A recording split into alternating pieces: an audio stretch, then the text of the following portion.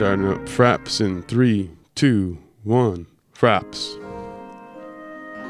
Alright, Desktop Dungeons! Desktop Dungeons! Desktop Dungeons! Ah! I love this game.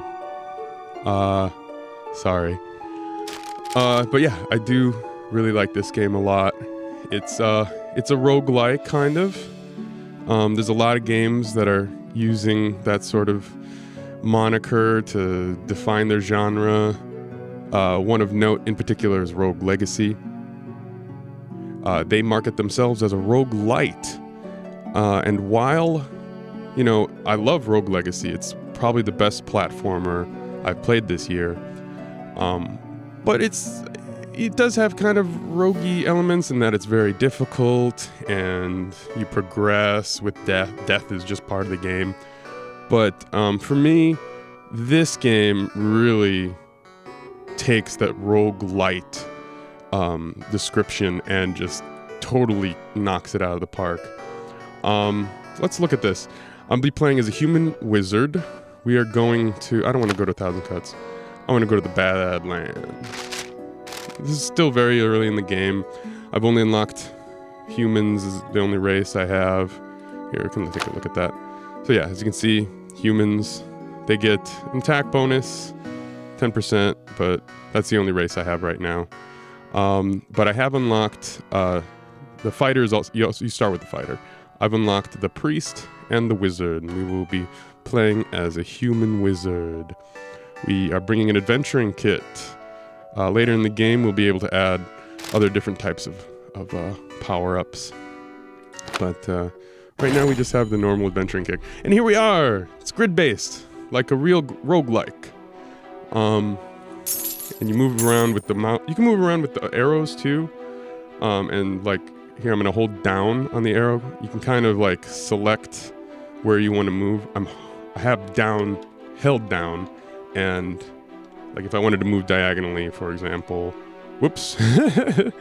Yeah, movement's a little weird. I like to use the mouse on this. In roguelikes, I usually like to use numpads, but laptops don't have them.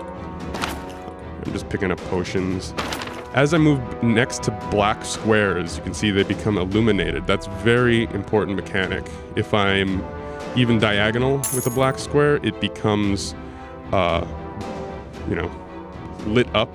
We can see what's there. This is a spell called Get In There. Get In There. Grants you first strike in your next combat round and 5% dodge chance. Hotkey G. I'm not going to be using hotkeys because this is a presentation of the game, so I'm going to be using the mouse so you can see what I'm doing. As the wizard class, you can see these tiles, these question mark tiles. That means that there's some sort of power-up or a spell on those tiles. I'm picking up a lot of stuff and not really looking at it. End His Wall is an interesting spell. Select your spells on the right here, and you can, using End His Wall, you can destroy walls. Bam!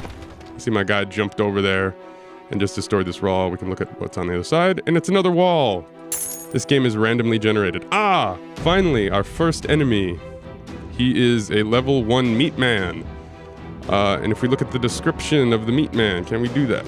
Where is the meat man description? I don't know where the meat man description is.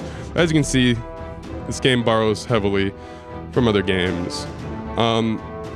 So to select a monster, I right-click on them, and that brings up this portion. You can see the next hit, if I hit them, I can just hit them with this. You can hit spacebar too. And as you can see, that played out a move against the meat man, but he acted against us too. He tried to hit us, but he was unable. He missed. As you can see, the next hit is still safe. And on the next hit, we will win. So we've taken out the meat man. But we took some damage. We took 3 damage. You can move... A lot of times in roguelikes, you can move around and there's like a health regen. The way that they've dealt with that mechanic in Desktop Dungeons is you only refill health and mana when you stand next to a square. So as I... here, I'll just show you. So I've unlocked 2 squares there, and I also unlocked an enemy, but I did regain health. because every time you show what's on a square or show what's on a new square, that's the end of the map there, you regain health and mana, but so do the enemies, which makes this game very hard because there's a limited amount of black squares. So every move you do, every time you show more of the map, that's a resource you are using up. Very important part of this game. This game is very, very punishing and difficult, which I really like about it. I'm picking up lots of stuff. This is still very early in the game. Oh, there is a level 5 boss. I've been around since the Desktop Dungeons alpha, and I'm still gonna kick your ass. Just let me land one hit. Regards, Garbad the Whoa. He's a goat boss. So yeah, this game's been around for a while. As like a browser game. There's a free version, but this is the full game. It was, I think, $15 on Steam. So this guy's the boss, and if I hit him, I will die. As you can see right there, I've right-clicked him, and now anywhere where I go on the map, I still see him, and I can hit him from anywhere, but that's dangerous, because he will kill me in one hit. I could look at this lesser enemy. I can hit him safely, and let's fight him. Okay, so next hit on him will be death, but I have ways around that. I picked up a fire spell. All classes can use these spells, but wizards have a bonus to how much fire they are. Wizards have a bonus to their mana regeneration, so I'm gonna go regenerate some mana, come back to the Meat Man, and cast fire on him again. I gotta get more health, so I'm gonna go over here, go back over here. Oh, my phone's going off. I didn't get enough mana for a fireball. Bam. So now I've gotten him down and I've regained enough health and I can hit him and kill him and level up. Cool, so now I'm level 2 and I have full health, full mana. Good deal. There's some more level 1s up here. I can just click on them straight away and they'll die. Meat Men have a little bit more health, but they don't hit very hard. That one only hit me for 1. These mages are dangerous. I probably won't be taking him on until a little while. There's a level 1 over here. Take him out. 1 second. Sorry, I was getting some text from my buddy about an amplifier. Text from a guy about an amp. Alright, so these are all level 2 meat men. I probably could take them out pretty easily, but I'm gonna go ahead and check what's in this passage. Is gold! So I'm not going to collect that just yet because there's valuable healing squares in here. We will definitely be seeing that. So let's kill this guy. Bam. I can also use these spells to buff my hits, so I hit him a little harder that time. Spent a little mana in exchange. So I noticed there that I have 2 of these Get and Dare spells, and I have 2 Endiz walls as well. So I can just take those and drag them down here. They're extra. Basically sell them. And as you can see, my attack bonus went up a bit. Each class has different traits for what these conversion bonuses are. You can convert any item except for unless they indicate on the item card. Let's see the item card. Whoop. There's item cards. Now they're coming up. But yeah. Unless it says specifically that you can't convert this item, all of these can be converted. So I'm gonna hit this meat man. Hit the meat man. Hit the meat man. Alright, took him out, but I'm nearly dead. So I'm gonna grab some health over here. We got anything else? We got something over here. We got these 2 guys. As you mouse over these guys, their stats come up. I'm selecting between them right now. So when they're not selected, it shows you their sort of like stats. And when they are selected, all their like extra things are right here. These guys get first strike. That's a term used in a lot of like Magic games, card games. And up here, I have the same thing for my guy. He is Jim the Great. Look at that guy. He's a drunken fool. He's got magic sense. Magic Affinity, because he's a mage. Magic Attunement. Starts with Burn Day Raz. Burn to Raz. That's the fire spell. Double burn stacks. 5% chance of dodge attacks. So, leveled up again.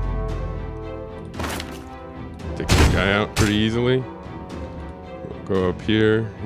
I can convert. I don't need to pick this up. I can just convert it right here. All right, gotta start fighting.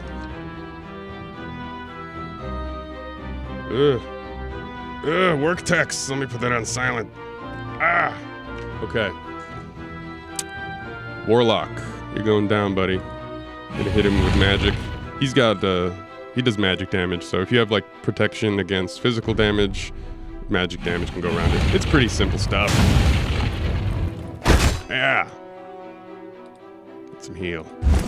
Those health pickups, they don't exactly, they don't heal you. They don't give you health up. They increase your overall health pool, which is actually much cooler. Those increase your attack, so I'm getting a plus 25 to attack. Base damage. That's my base damage. Okay, so that helps me take out these bad guys. Level 1. So it's kind of a board game mixed with roguelike. The enemies don't chase you, which makes it a lot more chill. Because you can actually, I play this game while I'm writing papers, if I'm just, doing something I don't really need to put all my attention into. This is a fun thing. You can run in windowed mode. It's great to do while you're doing your homework. Dungeon Hit Writer's Guide memo, or guild memo. Don't forget to explore sub-dungeons. They show up as extra staircases and usually offer bonuses. It's probably going to be a good time to go down there. But while we're here, I think I want to try and take care of one of these mages. They're both level 4 and I'm level 3. But they will give a lot of experience because they are higher level. So what I'm going to do is select that guy, hit him with some fire, and then smash him in the face. Leveled up. No big deal. Bam. Rinse, repeat. So now I'm a little low on health, and I would like to save some of these black squares before I start thinking about going against the boss. So I'm going to go down into this sub-dungeon. I'm going to take the Friendly Sign's advice. Grab me some of this gold and some of this cool stuff. Alright. Gosh. Oh, gosh. So I could start burning through stuff to defeat the boss, and I think that's probably what I'm going to do. I have 3 health potions, 4 mana potions, so I think I can take him out pretty safely. Hit him with the fire. Hit him with another fire. Take a potion. Maybe some more fire. Another potion. More fire. Another potion. And he's gone! Ah, woo! Oh. I love this game. Did I mention I love this game? So we killed the boss. We could go grab his horn, and that would immediately make us exit. But we might as well go around picking stuff up and killing whatever other guys we got here. And that's it. We've cleared this level. It's a very early level. Oh, we haven't cleared this level. There's another one. Let's get him. Gonna take the trash out.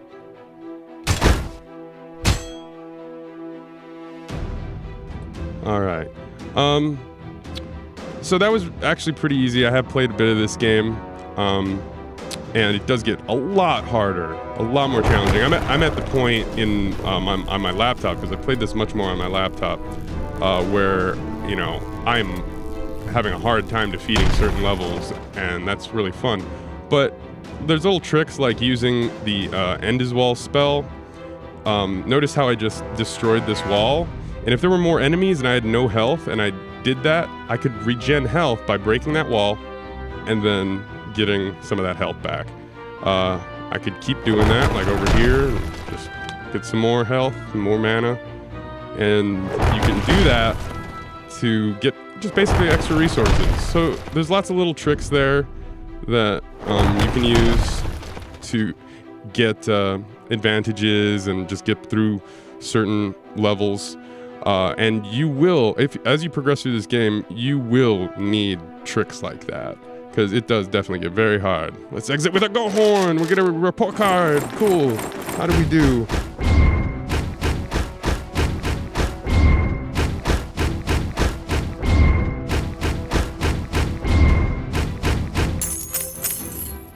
So, as you can see, I made 190 gold there. We have health potions that we were able to sell. We got the gold that we carried out. Sometimes there's stores that you can use the gold at within the level. There were none on that level because this is still kind of a tutorial level. And then the Goat Horn we sold for 150. Cool. Let's go back to our camp here. Ooh, got a new building available. Hail, most industrious kingdom administrator. A local blacksmith, unsatisfied with the extremely poor sales of farming equipment, has a business proposal to bolster the heroes in your kingdom. When you're interested, pay him a visit to supply store. When you're interested, pay a visit to the supply store. We've unlocked the supply store. Yes, we sold the trophy. Yes. And now it wants us to click on this. Ooh, a shield. Ooh, a sword. Ooh. So this is dungeon equipment. We're unlocking that, and now when we go into the next dungeon, we can take one of these things. Congratulations, thanks. You've upgraded key structure and now have access to dungeon preparations. Ooh. In this building's new preparation panel, you'll see several slots with a variety of performance-boosting dungeon effects, such as free items, layout modifiers, and more abstract benefits. If you want to see how these preparations affect dungeoneering, just start up the next adventure. Well, I'm gonna cut the video there. I might do more. If you're watching this and you enjoyed it, let me know if you'd like to see more of this game. I love this game. I can't say that enough. The music is great. The design is great. It's so simple but so challenging, which really, for me, that makes that's a big important part of games for me, especially like if you know, I don't have a ton of time to play games, so you know, ones that don't like act like a movie that you got to play for 6 hours before they're over. This is a great game to just pick up, do some dungeons, play one dungeon, and then you put it down and you come back to it, and your kingdom that you're building is there, and you can go to another dungeon. And I'm definitely gonna be playing more of this because this is a great game. Grant Kirkhope was one of the composers. He's hilarious, just funny, delightful game. I recommend it to anybody and everybody. Thanks for watching.